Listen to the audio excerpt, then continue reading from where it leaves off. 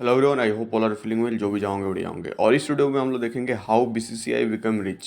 आखिर बीसीसीआई कैसे इतना ज़्यादा अमीर होते जा रहा है। 1721 की बात करें तो 1721 में ब्रिटिश जहाज़ ने पश्चिमी भारत में कुछ के तट के एंकर को छोड़ दिया। बोर्ड पर रहने वाले लोग केवल माल नहीं लाते थे, उन्हें उसके साथ एक नया खेल भी लाया। उन्होंने तट पर खेल खेला और यह भारत में क्रिकेट का पहला रिकॉर्ड उदाहरण था। जैसे जैसे वर्ष बीत गए, क्रिकेट धीरे धीरे भारत में ब्रिटिश सैनिकों और सेटलरों के बीच एक पसंदीदा समय बन गया। उन्होंने 1751 में देश के पहले रिकॉर्ड किए गए क्रिकेट मैच का आयोजन किया और अंग्रेजी सेटलर के खिलाफ ब्रिटिश सेना को पीड़ित किया।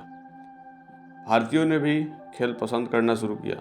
1792 में कलकत्ता क्रिकेट क्लब स्थापित किया गया, जिससे यह एमसीसी के बाद वैश्विक स्तर पर दूसरा सबसे पुराना क्रिकेट क्लब बन गया।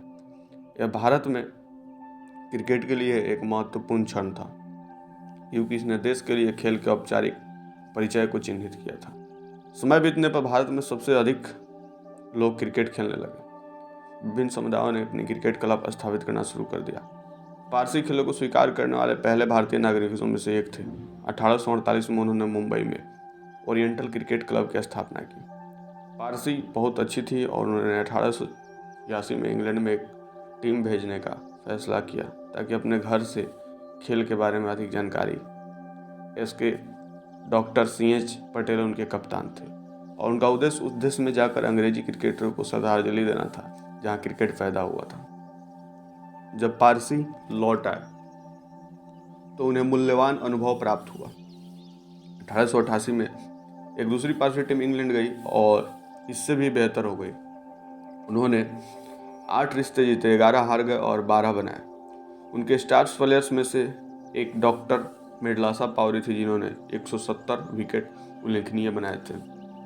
1889 से 90 में ब्रिटिश ने JF वर्नन की कैप्टेंसी के तहत भारत में क्रिकेट टीम भेजी। वो भारत में रहने वाले अंग्रेज लोगों के खिलाफ खेलना चाहते थे और उन्होंने एक खेल में पारसी का भी विचार किया। आश्चर्यजनक घटनाओं में पारसी ने 4 विकेटों से जीता। पहली बार ब्रिटिश क्रिकेट टीम को भारतीय भूमि पर पराजित किया गया था।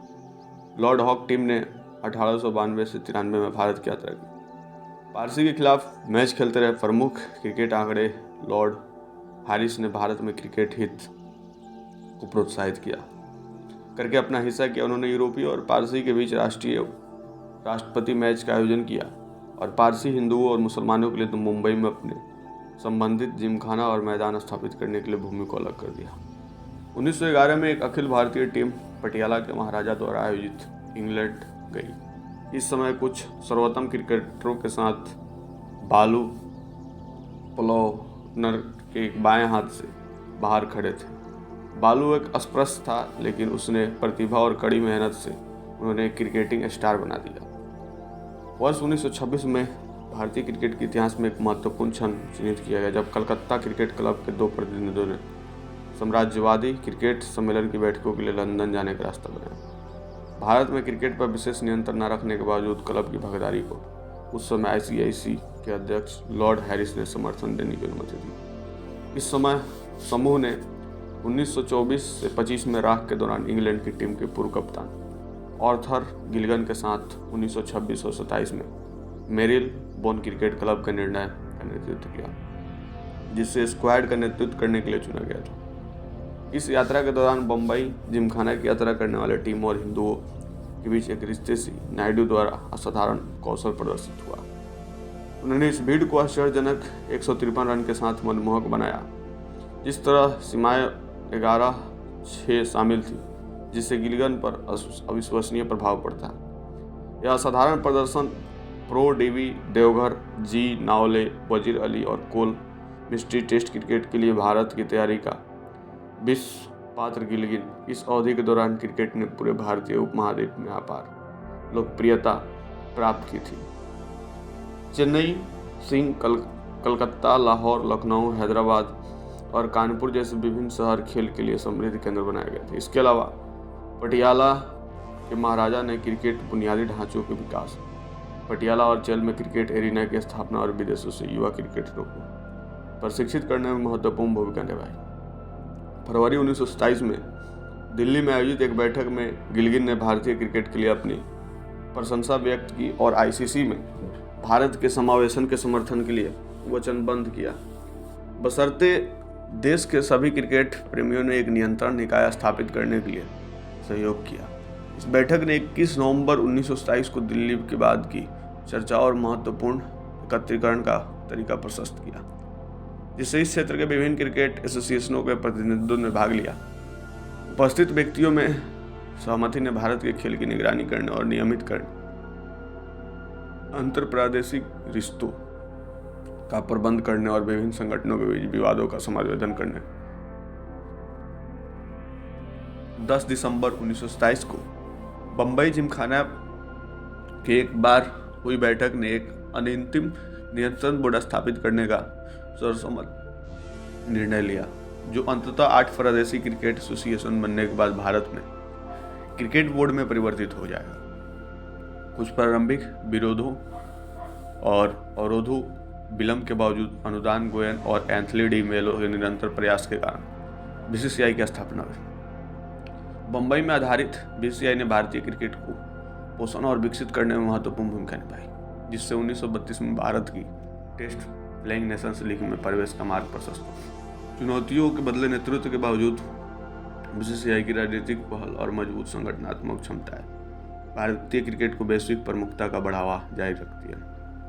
वर्तमान दिन में तेजी से आगे बढ़ते हुए भारत में क्रिकेट के लिए नियंत्रण बोर्ड वैश्विक स्तर पर सबसे धनी क्रिकेटिंग बॉडी के रूप में उभरा, जिससे रिपोर्टिंग नेटवर्क 2022 में $2.25 बिलियन यह फाइनेंशियल एसेट क्रिकेट के लिए भारतीय के अस्थायी प्रेम का एक टेस्टमेंट है और यह बीसीसीआई के लिए पर्याप्त राजस्व में कैसे अनुदान किया गया है। भारतीय क्रिकेट प्रशंसकों खेल को अनावश्यक समर्पण से बीसीसीआई को पर्याप्त सौदा शक्ति मिलती है। बीसीसीआई ने 2023 से 27 आईपीएल टूर्नामेंट के लिए ब्रॉडकास्ट और डिजिटल स्ट्रीमिंग अधिकारों की नीलामी की, जिसके परिणाम स्वरूप प्रमुख अमेरिकी संस्थाओं डिज्नी और वायकॉम के साथ साझेदारी में $6.2 बिलियन डील आश्चर्यजनक हुई। यह आंकड़ा पिछले 5 वर्षीय मीडिया अधिकार करार के मूल्य के लगभग 2 आधे बार प्रतिनिधित्व करता है। इसके अलावा बीसीसीआई ने महिलाओं के क्रिकेट में उसी वर्ष अपने उद्घाटन T20 टूर्नामेंट के साथ प्रवेश किया, जिसमें फ्रेंचाइजी और मीडिया अधिकारियों के माध्यम से लगभग $700 मिलियन कमाया था। कंपनियां भारतीय क्रिकेट टीम के टाइटल प्रायोजक के लिए विशाल श्रोताओं का लाभ उठाने के लिए उत्सुक है। एक स्टे आउट उदाहरण पेटीएम, जो 197 कम्युनिकेशन के स्वामित्व वाला है, जिसने भारतीय टीम के लिए 4 वर्षों तक टाइटल स्पॉन्सरशिप को सुरक्षित रखा, जो बहुत अधिक 203.28 करोड़ रुपए का भुगतान करते हैं। प्रायोजक सभी घरेलू और अंतर्राष्ट्रीय क्रिकेट को 2023 तक बढ़ाती है, जो भारत के क्रिकेटिंग स्टार की जर्सी पर पेटीएम को एक प्रमुख उपस्थिति बनाती है। बीसीसीआई के आधिकारिक टीम प्रायोजकों से लाभ प्राप्त करता है। प्रमुख भारतीय एडटेक कंपनी व्यूज से 31 मार्च 2022 तक लगभग 1089 करोड़ की पेशकश करनी और इस स्थिति को सुरक्षित किया। सुनिश्चित करने के लिए विराट कोहली और जसप्रीत बुमराह जैसे खिलाड़ी अपनी जर्सी पर बायजू का लोगो खेलते हैं। अंतर्राष्ट्रीय क्रिकेट टूर्स में बीसीसीआई का राजस्व हिस्सा काफ़ी महत्वपूर्ण है, जिसमें बीसीसीआई सहित प्रमुख क्रिकेटिंग देशों के पक्ष में एक नया राजस्व साझा मॉडल है। बीसीसीआई को वार्षिक 1892 करोड़ प्राप्त होने की उम्मीद है, जबकि पड़ोसी पाकिस्तान क्रिकेट बोर्ड को 282 करोड़ प्राप्त होने के लिए सेट किया गया। यह महत्वपूर्ण राजस्व शेयर मुख्य रूप से भारत को विशाल व्यूअरशिप के कारण है, जो अंतर्राष्ट्रीय क्रिकेट गेम के लिए पूरी व्यूअरशिप के 75% तक का हिस्सा है। बीसीसीआई के लिए राजस्व का एक अन्य स्रोत किट प्रायोजक आपके पसंदीदा खिलाड़ी बल्ले हैं, जो लोगों को दिखाई देते हैं और बीसीसीआई के लिए बहुत सारा पैसा बनाते हैं। हाल ही में बीसीसीआई के एडिडास को अपने किट स्पॉन्सर के रूप में पकड़ा।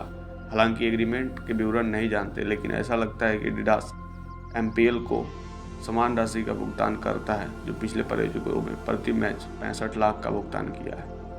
आईपीएल पैसे, ग्लैमर, आक्रामक क्रिकेट के मिश्रण के साथ बीसीसीआई की फाइनेंशियल क्षमता में महत्वपूर्ण योगदान करता रहा। टिकट बिक्री, मीडिया अधिकार और स्पॉन्सरशिप आईपीएल के राजस्व का सभी प्रकार का हिस्सा। बीसीसीआई ने फ्रेंचाइजी टीमों के साथ आय का 50% शेयर किया और शेष को बनाए रखा। फ्रेंचाइजी सीरीज के अंत में अपने कुल राजस्व का लगभग 20% योगदान बीसीसीआई में देते हैं। IPL का 400 बिलियन से अधिक विंग मिनटों के साथ विशाल दस्खत भारी प्रायोजक और विज्ञापन सौदा को आकर्षित करता है, जो बीसीसीआई के लिए पर्याप्त आय उत्पन्न करता है। भारत में क्रिकेट केवल एक खेल से अधिक है, यह एक भावना है जो लोगों के दिलों में गहराई से अलग होती है। बीसीसीआई ने पर्याप्त धन संचित करने के लिए इस आवेश का कुशलतापूर्वक पंजीकृत किया। इसलिए अगली बार जब आप क्रिकेट मैच देखते हो तो उन महत्वपूर्ण फाइनेंशियल इन्वेस्टमेंट को याद रखें जो इसे संभव बनाते हैं। आई होप आपको वीडियो समझ में आया होगा और जल्दी मिलते हैं ऐसा ही कोई नया वीडियो लेके। तब तक के लिए बाय बाय।